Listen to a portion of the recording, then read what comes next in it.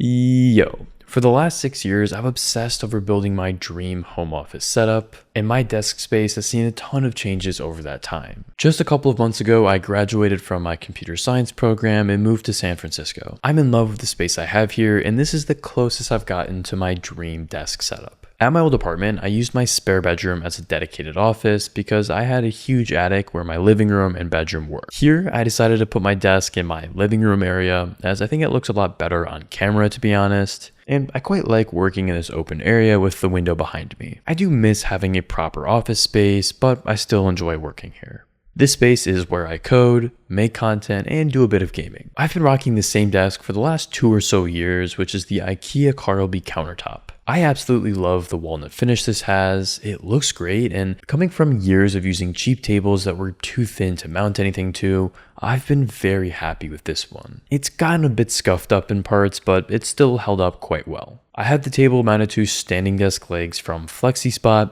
and ever since I moved here, I've been using it a lot more frequently. Even though I've had this standing desk for a while, I used to always sit when I worked, but now that I'm having longer days working as a software engineer, making these videos, and working on my own apps, I'm constantly feeling that need to stretch out. Since I work from home, I do want to make sure I'm not just sitting down all day. The flexibility is great, and honestly, if I'm ever having trouble focusing, standing up is a great way to lock back in. As I sit though, my ass is planted on the Herman Miller Embody. Specifically, this is the Logitech G collaboration. I was sent this chair a year or so ago after I made a video working with Herman Miller, but this has seriously been a great chair. It's by far the highest quality one I've ever owned, and I find it pretty comfortable. When you're sitting down for hours on end, having a good chair is something you shouldn't pass up on, and the Embody is great to help your posture. There's a ton of adjustments you can make to the length of the seat, angle of the back, how far you can lean, and so on. I play around with these settings every so often if I feel a bit uncomfortable, and I'm just really glad that I have such a nice chair. Herman Miller chairs especially are built really well and can easily last 10 plus years, so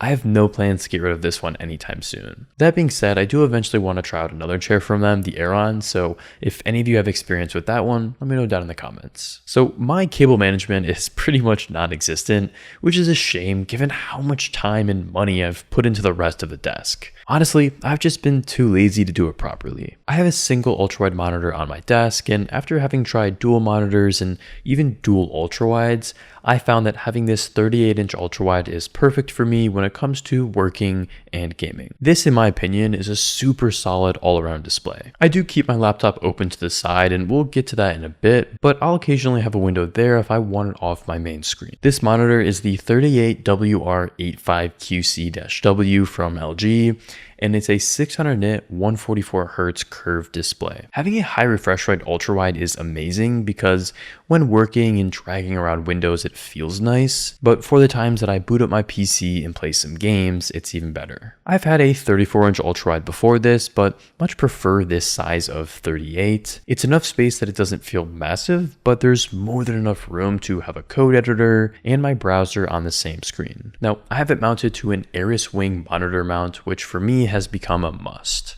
I think most monitor stands are very ugly and the floating design just looks sick. This arm has had no issues holding up the monitor and lets me raise it to a comfortable height. Now back to the display, its screen quality is fantastic.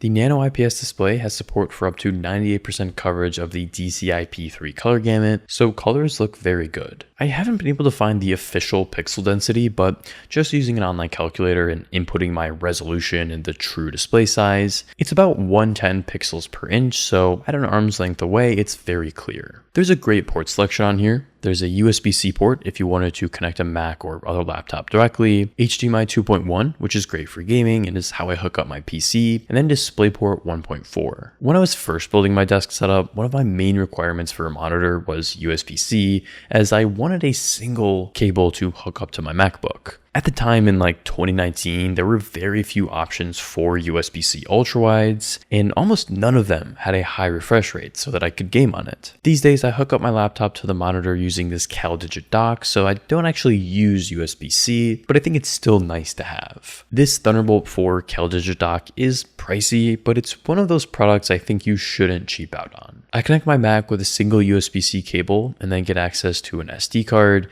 mini SD card, 10 gigabit per second USB-A 3.2 Gen 2, a 20 watt USB-C port, and another USB-C 3.2 port on the front, but with 7.5 watts. Around the back is a 2.5 gigabit Ethernet port, audio jacks, DisplayPort 1.4, 4 USB-A ports that are 7.5 watts, one more USB-C 3.2 Gen 2 with 10 gigabits per second, and then 2 Thunderbolt 4 ports. The host Thunderbolt 4 port has up to 98 watts of charging, so it has no problem keeping my Mac charged. So my MacBook is the 14-inch M4 Max MacBook Pro in space black, and it's a great machine, but I honestly have some regrets. The Max chip is really good, but in a smaller chassis, it eats battery life like crazy and makes the laptop super hot. This usually isn't a problem if I'm just at my desk, but whenever I'm working straight off of the laptop, it can get uncomfortable or just die, even when I'm not doing anything particularly heavy. Honestly, I probably wouldn't recommend the Max chip unless you're getting a 16-inch. That being said, this is still a great laptop. The 36 gigabytes of RAM is great to have multiple apps open at once, and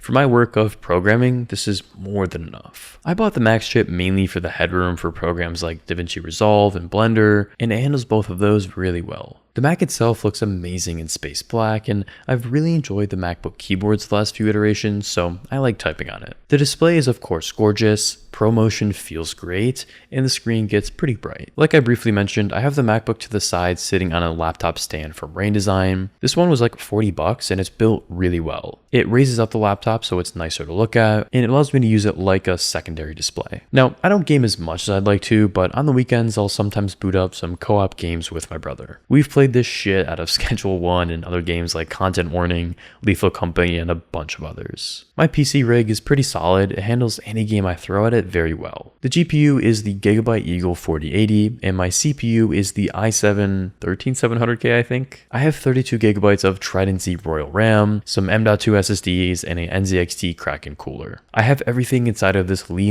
& 011 dynamic mini case, and it is a nice one. It's large enough to fit my big-ass graphics card, but not take up a ton of room on my desk. I fairly recently put it to the side here, and it doesn't feel super bulky. Although one problem is my 4080 is a little bigger than the Founders Edition cards, and so I can't close my PC case anymore. For a while I was using a vertical adapter from CableMod, which allowed me to shut the case and the cable didn't press against the glass, and that worked fine for a while, but a couple of years ago they were recalling those and I never turned it in or anything, and just about 2 or 3 weeks ago it finally happened.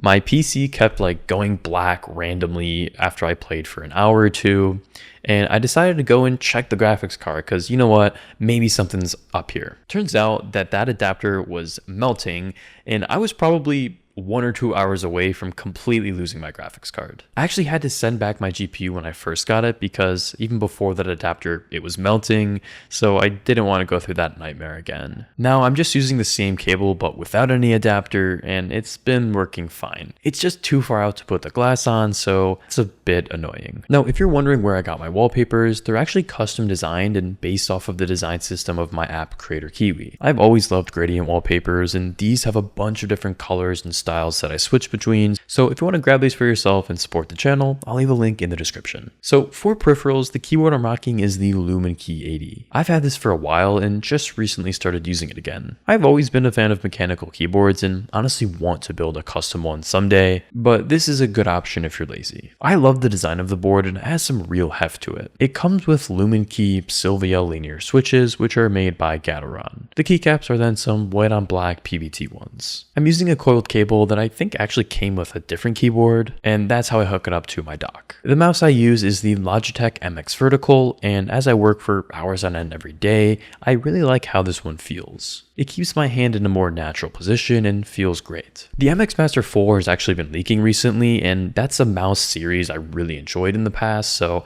if that does drop anytime in the near future, I probably will pick that up. Now, I have my peripherals sitting on top of a Nordic desk mat. This was a $20 mat I bought on Amazon, and I think it's pretty high quality. It looks and feels good and has held up pretty well. Now, for audio, I mostly use headphones. I like to listen to lo-fi all day, so as I work, I have on the Bear Dynamic DT990 Pros. These are the best headphones I've ever owned. They sound amazing and are pretty comfortable. They're open back, which I've come to really enjoy. They have a very natural sound, and it means I can still hear what's going on around me. I live in a fairly quiet area, so this has never been an issue. I have the headphones connected to my Audience Evo 4, which I hook up to my Shure SM7B, the mic I use for voiceovers. This is like the standard YouTuber podcaster microphone, and for good reason. It sounds pretty good, and for the 4 years I've owned it, I've had no issues. When I'm gaming, I like to wear wireless headphones so that I can like walk around and still talk on Discord, and for that, the Audis Maxwells are my personal choice. I've had these headphones for a year or two now, and they're really good.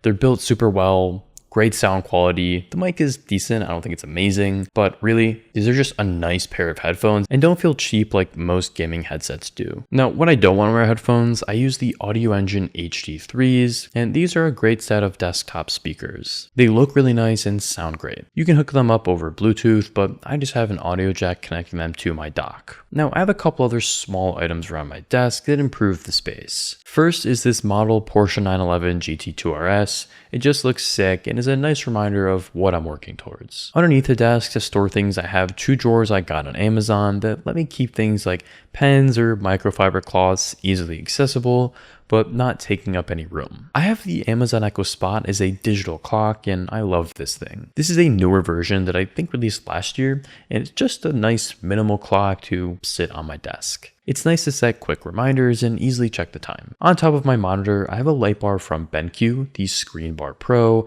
and I've used a number of these over the last few years, and I really like them. It brightens up your desk, which is great for working at night, and just makes the setup overall look a bit better. So this has been my dream home office desk setup tour as a software engineer. Let me know if you guys want to see a full apartment tour in a future video, but until then, if you enjoyed this one, you'll want to watch this video next, where I talk about everything I have on my MacBook for coding. Thanks for watching, and take care.